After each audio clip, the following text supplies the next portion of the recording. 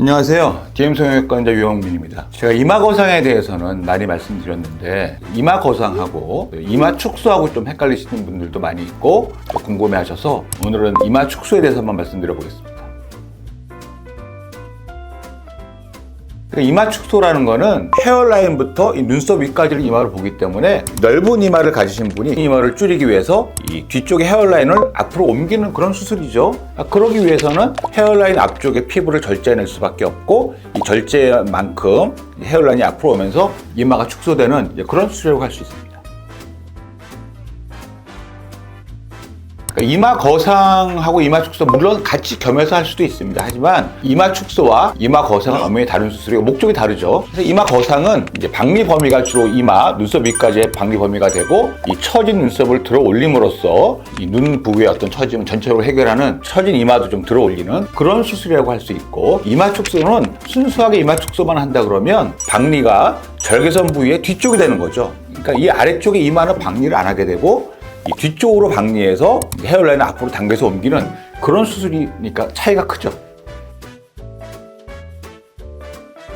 그래서 이제 이마 축소를 원하시는 분들 중에서 이제 어떤 분들은 눈처짐을 동반하시는 분들도 있고, 또 병원에 내원하기는 이마 거상을 위해서 상담받기 위해서 내원했는데 진찰 과정에서 이마가 넓으니까 같이 축소도 겸하면 좋겠다, 이렇게 또 진단이 나오는 경우도 있거든요. 그래서 같이 하는 경우도 많이 있는데, 이런 경우는 박리가 앞뒤가 다 되겠죠. 헤어라인 절개를 하고 이마 쪽과 이 뒤쪽을 같이 박리해서 축소를 하면서 눈처짐도 교정하는 그런 수술이 될 수 있습니다.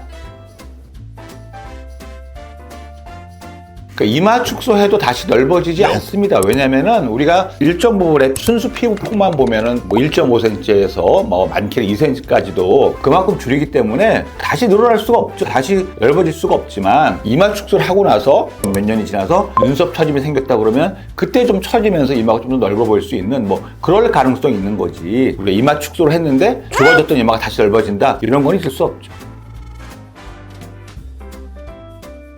근데 이제 이마 축소를 위해서 이제 내원하시는 젊은 분들도 마찬가지고 나이 든 분들도 마찬가지인데, 이제 M자가 있으신 분들이 많이 있어요. M자라 하면은 이 가운데 헤어라인은 앞에 나와 있으면서 양쪽 헤어라인이 뒤로 밀려 있는 경우죠. 이런 경우는 우리가 M자에 맞춰서 우리가 피부를 절제해서 이마는 좁혀졌지만 M자를 그대로 유지하게 되면은 수술의 어떤 목적을 달성할 수 없는 거예요. 왜냐면은 여자 헤어라인은 대개 M자 없이 고르게 뻗은 곡선 모양이기 때문에 그래야 이제 여성스러운 이마가 될 수 있고, M자는 되게 남성성을 상징하는 헤어라인이거든요. 그래서 당연히 그런 경우에는 이 헤어라인을 맞춰서 M자가 좀 최대한 줄 수 있도록 앞쪽으로 튀어나오는 어떤 이 M자 모양의 이제 빼쭉한 헤어라인을 절제해내야 되겠죠. 그렇게 해서 고르게 이제 타원형의 헤어라인을 만드는 그런 수술을 하게 되는 겁니다.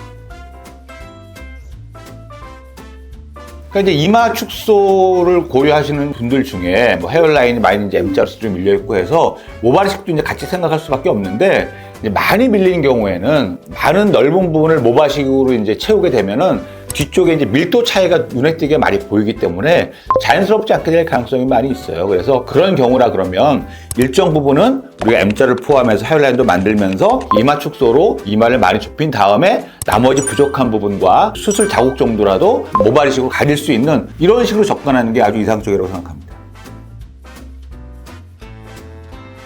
그러니까 이마 축소를 할 경우에 피부는 물론 절제해내야 되지만, 환자분들이 착각하는 게 피부 아래쪽에 근막이 지나가게 되죠. 대개 이제 굵은 신경은 근막층을 통과하게 되는데, 그래서 굵은 신경은 되게 손상을 안 받는 거예요. 그래서 아주 중요한 감각 손실은 없겠지만 어떤 경우에 이제 박리된 부분에 부분적으로 감각 손실이 있을 수 있는데, 그런 거는 굵은 중요한 신경은 다치지 않았기 때문에 금방 회복될 수 있다, 이렇게 판단하시면 됩니다.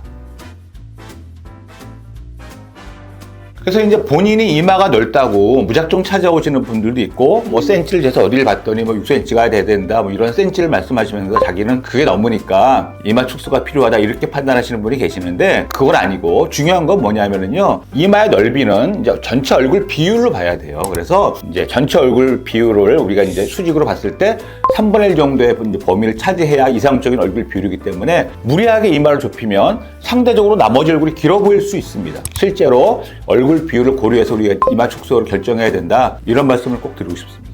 그래서 오늘은 이제 이마 축소에 대해서 여러 가지 말씀드렸는데, 여러분들이 이마 축소 수술 결정하시는데 많은 도움이 되셨으면 좋겠습니다. 이상 DM 성형외과 원장 유현민이었습니다. 감사합니다.